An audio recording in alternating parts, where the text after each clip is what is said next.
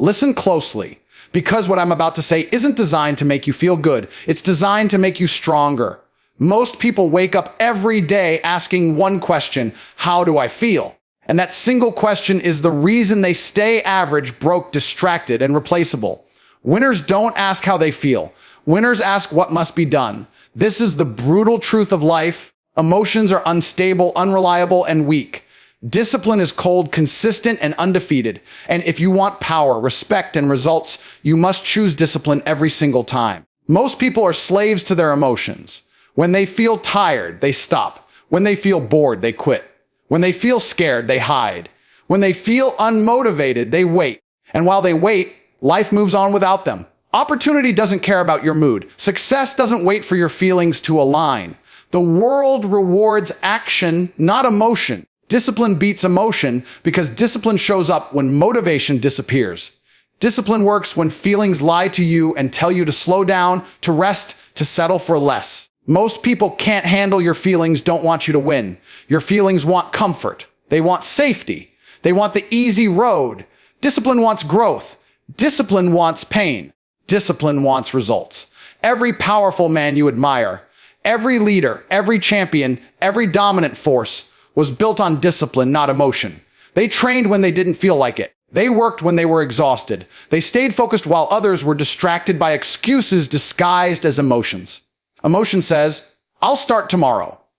Discipline says, start now. Emotion says, I'm not ready. Discipline says, get ready by doing. Emotion says, this is too hard. Discipline says, good. Hard things create hard men. Every time you choose emotion, you weaken yourself. Every time you choose discipline, you sharpen your edge. That's the difference between men who talk and men who dominate. Let me make this clear: discipline is not motivation. Motivation is temporary. It comes and goes like the weather. Discipline is a system. It's a decision made once and followed forever. When you build discipline, you remove negotiation from your life. You stop arguing with yourself. You stop asking permission from your emotions. You wake up, you execute, you improve. No drama, no excuses. That's how momentum is built. That's how confidence is earned, not imagined, earned. Here's another truth most people avoid: discipline is painful at first, but regret is permanent. The pain of discipline lasts minutes, hours, maybe years, but the pain of an undisciplined life lasts forever. Look around. You can see it in people's eyes: the regret, the frustration, the silent anger at themselves. They know they could have done more.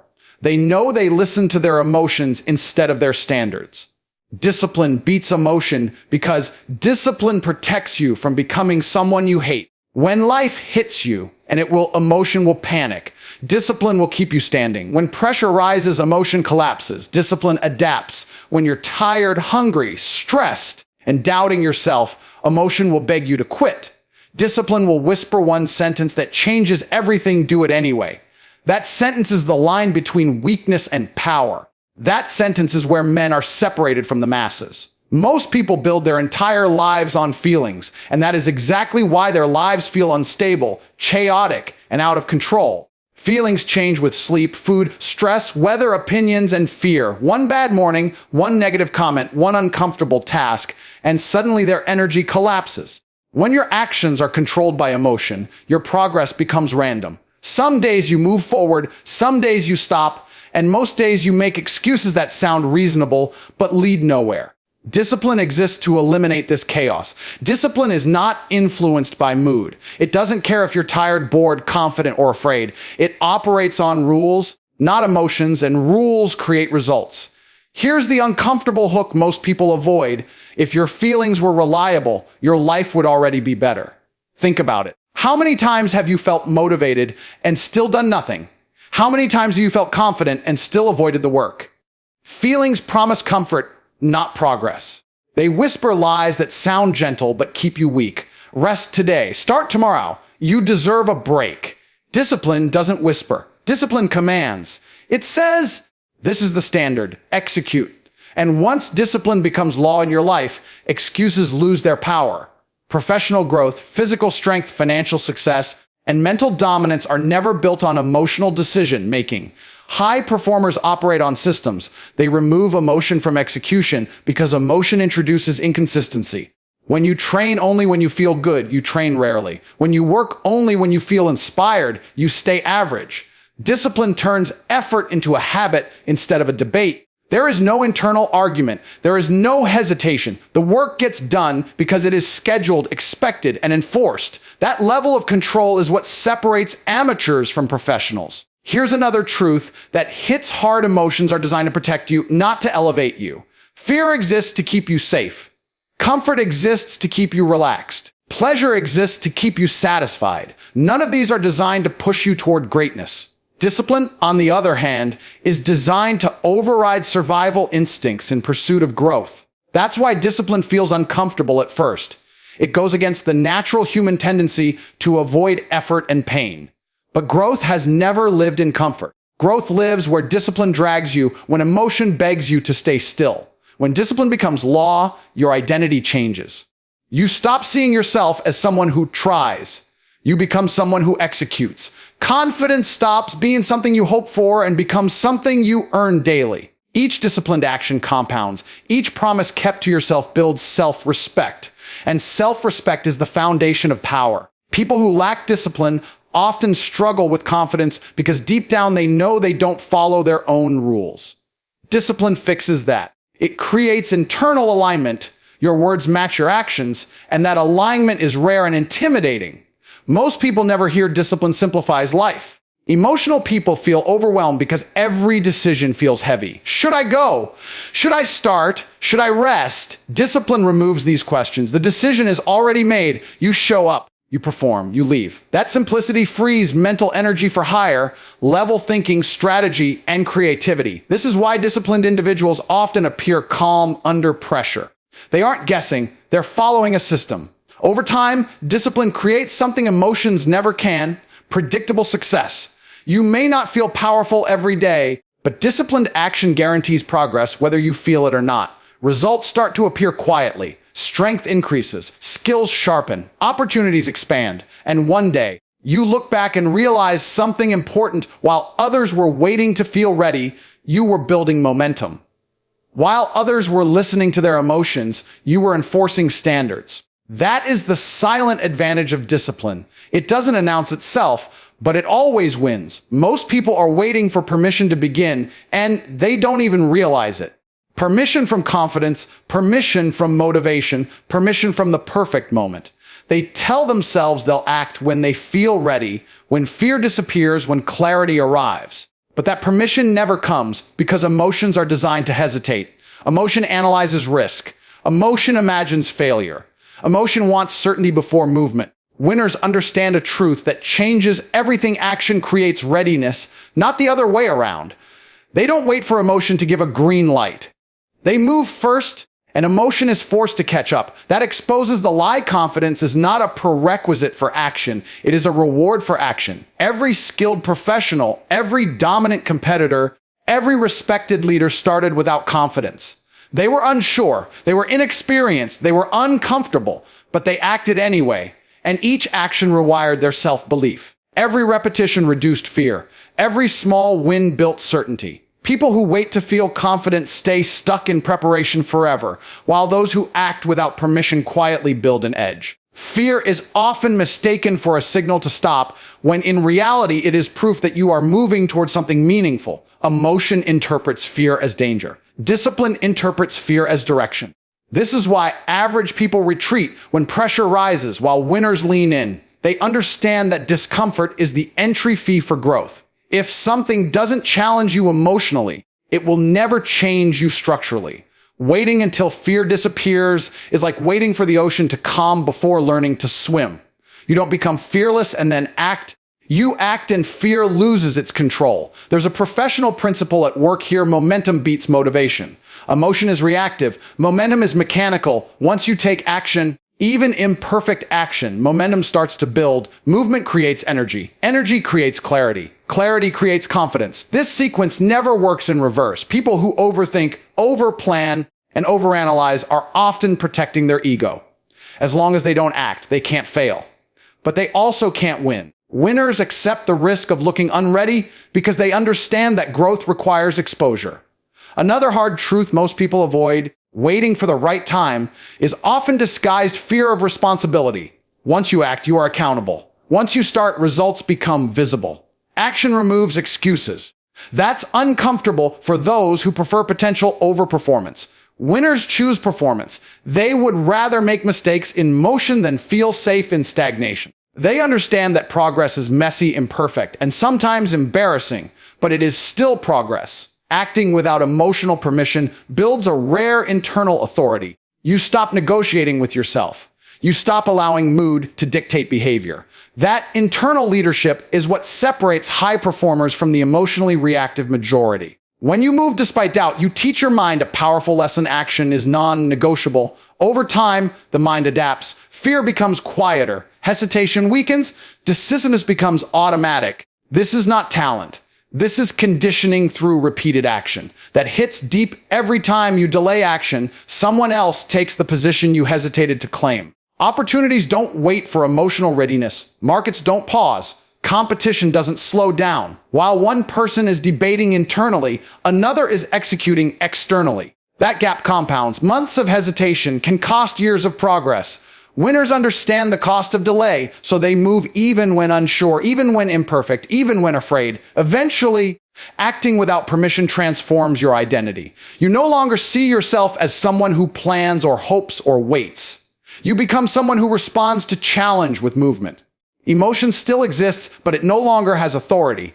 It becomes background noise instead of the decision maker. That shift is where power begins, not in feeling fearless, but in acting despite fear, again and again, until action becomes who you are. Motivation is loud, exciting, and addictive, but it is also unreliable. It shows up when conditions are perfect and disappears the moment pressure arrives. People who depend on motivation live in cycles of intensity and collapse. One day they feel unstoppable. The next day they feel empty. That emotional roller coaster creates inconsistency, and inconsistency destroys progress. Discipline exists to replace that instability with structure. It doesn't need excitement to function. It doesn't require perfect circumstances. Discipline operates in silence, especially on the days when motivation is completely absent. Most people refuse to accept if you need motivation to start, you'll need even more motivation to continue. And motivation will never be available on demand. Life will exhaust you. Stress will drain you. Responsibility will weigh you down. Waiting for motivation in those moments is a guaranteed way to stall. Discipline is what moves you forward when motivation dies, when energy is low, and when no one is watching. That's where real progress is made, far away from inspiration and applause. Motivation feels good because it removes resistance temporarily. Discipline feels heavy because it confronts resistance directly. That's why most people choose motivation and avoid discipline. Motivation allows you to feel productive without being consistent. Discipline demands consistency without asking how you feel. Professionals understand this distinction. They don't structure their lives around emotional spikes. They build routines, schedules, and systems that function regardless of mood. That's why their output remains stable while others fluctuate. Another hard truth: motivation is external, discipline is internal. Motivation often comes from videos, speeches, praise, or sudden excitement. Once that stimulus fades, so does the drive. Discipline comes from standards you refuse to break. It is enforced internally, not borrowed externally. When discipline is internalized, action becomes automatic. You no longer rely on hype to perform. You rely on identity. You do the work because that is who you are, not because you feel inspired today. That exposes the difference between amateurs and professionals. Amateurs ask, how can I stay motivated? Professionals ask, how can I make this unavoidable?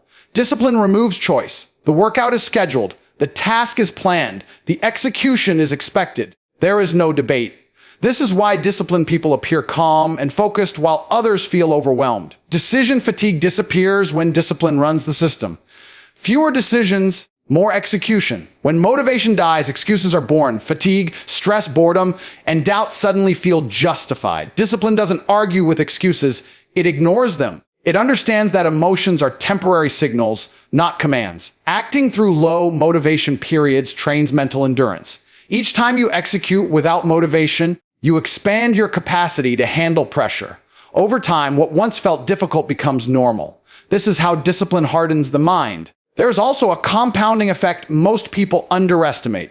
Disciplined action on low motivation days separates those who progress slowly from those who accelerate. Anyone can work when they feel inspired. Very few can work when they feel nothing. Those are the days that build advantage. Those are the days competitors skip. Consistent execution during low energy periods creates a gap that motivation-driven people can never close. That cuts deep. Motivation makes you start. Discipline makes you unstoppable. Starting is easy. Finishing is rare. Discipline carries you through the boring middle, the phase where results are invisible and doubt is loud. That phase is where most people quit. Discipline keeps you moving long enough for results to catch up. Eventually, motivation becomes optional. You stop chasing it. You stop depending on it. You trust your systems. You trust your standards. Discipline becomes your baseline, not your backup plan. And when discipline runs your life, progress becomes inevitable, even on the days you feel absolutely nothing. Comfort is one of the most dangerous forces in modern life because it feels harmless. It doesn't attack you openly. It doesn't threaten you. It slowly sedates your ambition while convincing you that you're safe. Emotion naturally gravitates toward comfort because comfort reduces tension, effort, and risk. The problem is that nothing powerful is built in comfort.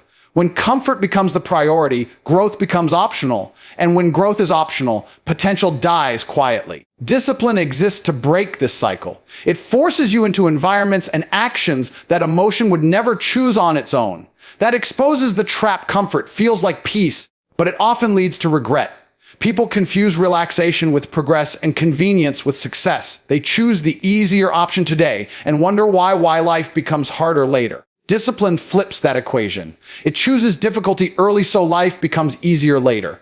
The disciplined person understands that temporary discomfort is a strategic investment, not a punishment. Comfort delays that charges interest in the form of weakness, dependency, and missed opportunity. Emotion seeks comfort because comfort removes resistance. Discipline seeks resistance because resistance creates adaptation. This is not philosophy, it's how growth works biologically, mentally, and professionally. Muscles grow by resisting weight. Skills grow by resisting confusion. Character grows by resisting temptation. When you remove resistance, you remove the stimulus for improvement. Comfort zones feel safe because they require no adaptation. But that safety is exactly what keeps people stuck at the same level for years. Another hard truth most people avoid. Comfort trains fragility. When life becomes too convenient, tolerance for stress drops. Minor challenges feel overwhelming. Small setbacks feel personal. Discipline builds stress tolerance by exposing you to controlled hardship. You learn to operate under pressure. You learn to function when conditions are imperfect. That ability is rare and valuable.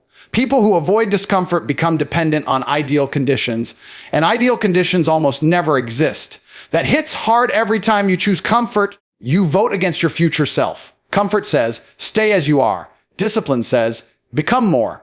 This choice happens daily in small, invisible moments. Whether you push through fatigue or stop early, whether you stay focused or reach for distraction, whether you face the hard conversation or avoid it. These decisions compound quietly. Years later, the results are obvious, but the cause is forgotten. Comfort also blurs standards. When comfort dominates, standards become flexible. Rules become negotiable. Just this once turns into a habit. Discipline requires non-negotiable standards. It creates boundaries that emotion cannot cross. Those boundaries protect progress. They prevent backsliding. They keep effort consistent even when desire fades. Without discipline, comfort expands and slowly consumes ambition. There's a professional reality most people don't recognize. High-level performance is uncomfortable by design.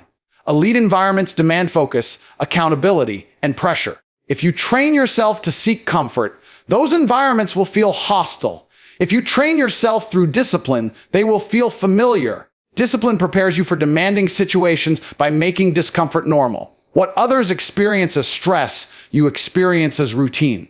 Worth remembering, comfort gives you today. Discipline gives you a future. Comfort wants immediate relief. Discipline delays gratification. That delay is what builds leverage. While others are escaping discomfort, disciplined individuals are building capacity. While others are numbing themselves with ease, disciplined individuals are sharpening their edge. Over time, that difference becomes impossible to ignore. Emotion will always argue for comfort because comfort requires no courage. Discipline requires the willingness to be uncomfortable without guarantees. That willingness is where power begins. Once you stop fearing discomfort, it loses its control over you. You no longer need life to be easy to perform well. You become effective under any conditions, and that adaptability is one of the highest forms of strength. Pain is unavoidable, but meaning is optional. Most people experience pain and immediately try to escape it, numb it, or complain about it. Emotion interprets pain as a warning sign, something to be feared or avoided at all costs. Discipline interprets pain differently. It sees pain as feedback, as information, as proof that growth is happening. Pain without purpose breaks people. Pain with purpose builds them. The difference is not strength, talent, or luck. The difference is discipline. That most people never consider. The pain you avoid today becomes the weakness you suffer tomorrow. Avoiding pain feels intelligent in the moment, but it creates fragility over time. Discipline chooses controlled pain intentionally, training when tired, working when uncomfortable, staying focused when distracted. These actions hurt in small, manageable ways, but that pain compounds into resilience, confidence, and capability. Emotional pain, on the other hand, is chaotic. It arrives uninvited and leaves scars instead of strength. Discipline gives pain direction. Instead of random suffering, pain becomes part of a system.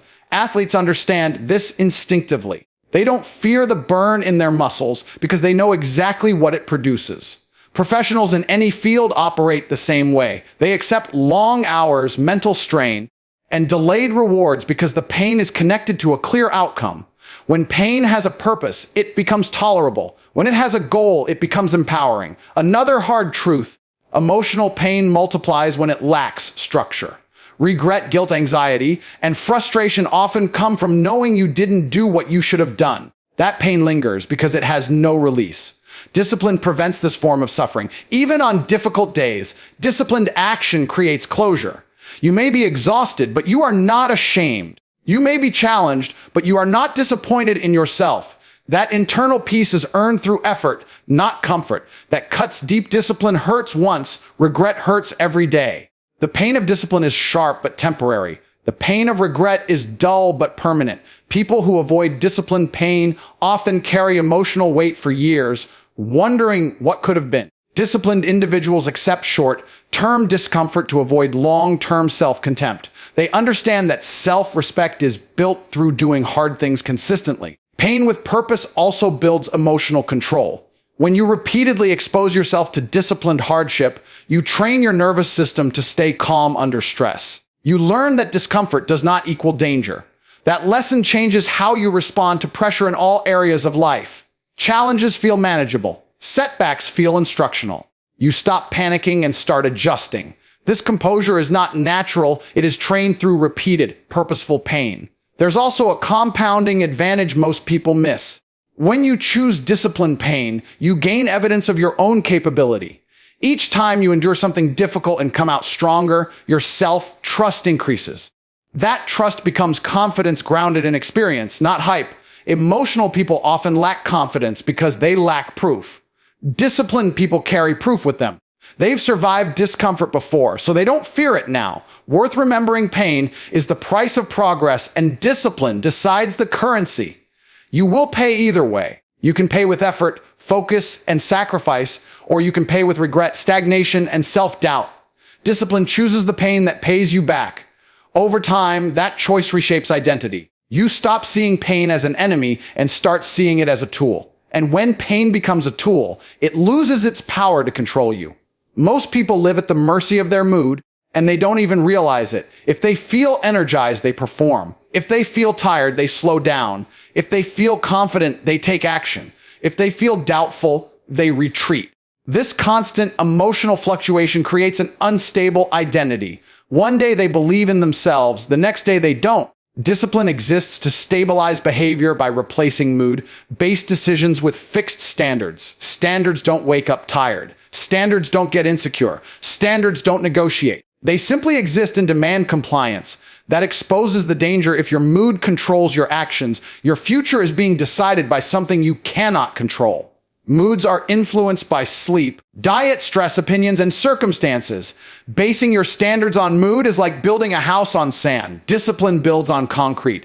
It establishes rules that apply regardless of how you feel. When standards are stronger than mood, progress becomes predictable instead of accidental. Emotion wants flexibility. It wants exceptions. It wants room to negotiate. Discipline refuses negotiation. That refusal is not rigidity, it is clarity. Clear standards eliminate confusion and internal debate. You no longer ask yourself whether you should act. The answer is already defined. This mental clarity is one of the most underrated advantages of discipline. It reduces friction. It conserves mental energy. It allows focus to remain on execution instead of self-justification. Another hard truth: most people avoid. Weak standards create emotional chaos. When rules are unclear, emotions rush in to fill the gap. Doubt, fear, and indecision multiply. Strong standards silence that noise. When you know exactly what is expected of you, emotions lose authority. They may still exist, but they no longer dictate behavior. You can feel tired and still perform. You can feel uncertain and still move forward. That separation between feeling and action is the foundation of self-mastery that hits deep. Disciplined standards turn discipline from effort into identity. At first, following standards feels forced. Over time, it becomes automatic. You stop thinking of discipline as something you do and start seeing it as who you are. This identity shift is powerful because it removes reliance on willpower. You don't debate whether to meet your standards any more than you debate brushing your teeth. It's simply part of how you live. Standards also create self-respect, which is different from confidence. Confidence can rise and fall. Self-respect is stable. It comes from knowing you honor your commitments regardless of mood. Each time you follow your standards under emotional pressure, you reinforce trust in yourself. That trust compounds. Over time, it becomes unshakable. You stop needing external validation because your internal validation is consistent. Worth remembering: mood-based people react to life, standard-based people shape it. When emotions lead, life feels reactive and chaotic. When standards lead, life becomes intentional. You choose your actions in advance instead of improvising under pressure. This proactive approach creates momentum. Momentum creates leverage. Leverage creates freedom. None of this is possible when mood is in charge. Strong standards also make you reliable, both to yourself and to others. Reliability is rare and valuable. People trust those who are consistent under pressure. Opportunities follow those who deliver regardless of circumstances. Discipline built on standards makes you dependable. Dependability builds reputation. Reputation builds influence. All of that begins with one decision. Your standards will not change just because your mood does. Emotion will always attempt to lower standards on difficult days. Discipline exists to prevent that erosion. Once you allow mood to weaken standards, the decline accelerates. Discipline stops that slide. It protects the line you refuse to cross. Over time, that line defines you. You become known internally and externally as someone who does not break their own rules. That is where real strength lies. So decide today who controls your life, your feelings, or your standards. Decide whether you want comfort or dominance. Decide whether you want to be understood or respected. Because discipline doesn't care about applause. Discipline cares about outcomes. If you want a life that looks different, your daily behavior must be different. Kill the habit of obeying emotion. Build the habit of enforcing discipline. Do the work every day, especially when you don't feel like it. Because in the end, emotion fades, but discipline wins.